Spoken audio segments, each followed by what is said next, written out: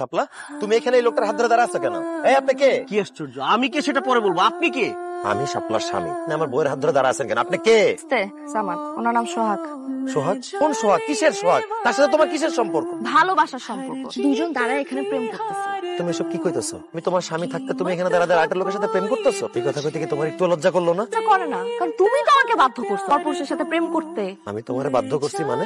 আমি তো তোমার ঘরের বউ ছিলাম, তুমি আমারে ঘর থেকে বাইর করছো, আমারে দিয়ে দোকানদারি করাইছো, আমারে দোকানে তুমি বসাইছো, আমার দিয়ে তুমি ব্যবসা করাইছো। মানুষজন চায়ের কাপ ধরতে যায় আমার হাত ধরে টানাটানি করতো। শাপলা, আমি তখন আমাদের সংসারের উন্নতির কথা চিন্তা করে কিছু কইনি, তাই বলে তুমি আরেকজনের প্রেমে করে যাবা? আমি তো স্বামী হয়ে সেটা মানতে পারবো না শাপলা। আমার মাইনা নিতে হইব, তোমার প্রতি আমার প্রেম ভালোবাসা সব কমে গেছে।